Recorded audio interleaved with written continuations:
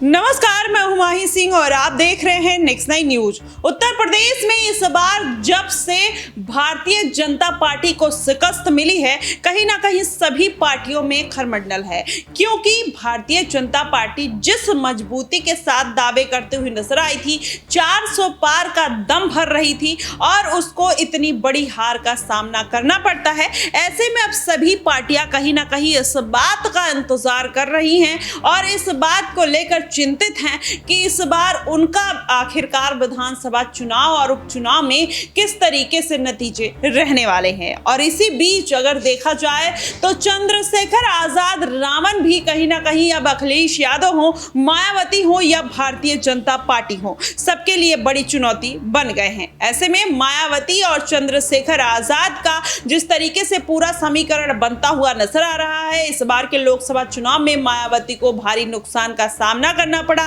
432 सीटों पर प्रत्याशी उतारने के बाद भी एक सीट पर जीत नहीं दर्ज कर पाती। वहीं चंद्रशेखर आजाद रावण बस 2 सीटों पर अपने प्रत्याशी उतारते हैं, एक पर खुद उतरते हैं। नगीना सीट से डुमरियागंज से उनका प्रत्याशी हार जाता है, लेकिन बिना किसी बड़ी पार्टी के सपोर्ट के चंद्रशेखर आजाद का पहली ही बार में इतने भारी मतों से जीत दर्ज करना ये बताता है कि अब चंद्रशेखर आजाद की जो साख है वो बढ़ती हुई नजर आ रही है। वहीं मायावती की जो साख है वो लगातार गिर रही है, लगातार उनका जनाधार गिरता हुआ दिखाई दे रहा है। ऐसे में उपचुनाव है, 10 सीटों पर उपचुनाव में उतरने की तैयारी मायावती और चंद्रशेखर आजाद दोनों ने कर ली है। भारतीय जनता पार्टी ने भी एनडीए को दरकिनार करके उन्होंने भी बोला है कि वो 10 सीटों पर अपने प्रत्याशी उतारना चाहेंगे। अब ऐसे में जो समीकरण कहीं ना कहीं बनते हुए नजर आ रहे हैं वो अखिलेश यादव और कहीं ना कहीं चंद्रशेखर आजाद के फेवर में जा रहे हैं। वहीं मायावती और भारतीय जनता पार्टी की मुश्किलें लगातार बढ़ी हुई हैं।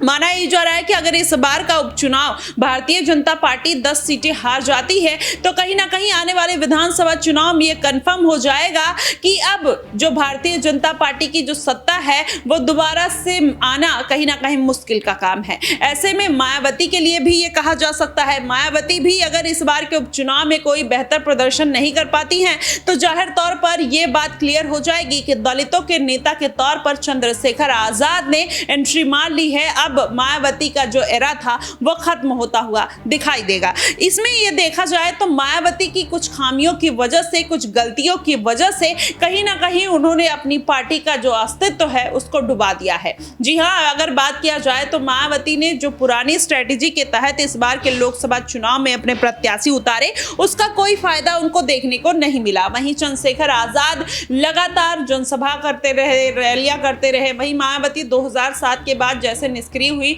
और खासकर जब भारतीय जनता पार्टी 2014 में एंट्री मारती है, तब से मायावती का जो पार्टी का स्तर है वो लगातार गिरता हुआ नजर आया, वोट परसेंटेज भी कम होता हुआ नजर आया। वहीं 2019 में अखिलेश यादव के साथ गठबंधन में थी और उनको 10 सीटों का फायदा देखने को मिला था, क्योंकि अगर इंडिया गठबंधन में जाती तो ओबीसी वोट बैंक और दलित वोट बैंक साथ आकर कहीं ना कहीं मायावती का जनाधार बनाते थे। लेकिन इस बार अकेले चुनाव लड़ने की वजह से मायावती को यह नुकसान झेलना पड़ा। साथ ही अगर देखा जाए तो भारतीय जनता पार्टी को फायदा जरूर हुआ, वहीं अखिलेश यादव को नुकसान हुआ। लेकिन इस बार के विधानसभा चुनाव और उपचुनाव में माना जा रहा है कि अब चंद्रशेखर आजाद रावण ने एंट्री मार ली है और कहीं ना कहीं अब अगर मायावती आजाद के साथ गठबंधन नहीं करती है तो जाहिर तौर पर बीएसपी पार्टी का जो अस्तित्व है वो खतरे में पड़ता हुआ नजर आएगा और मायावती का जो एक इतिहास था वो भी धूमिल होता हुआ भी दिखाई दे सकता है। फिलहाल देखना दिलचस्प होगा कि आखिरकार चंद्रशेखर आजाद और मायावती एक साथ गठबंधन करेंगे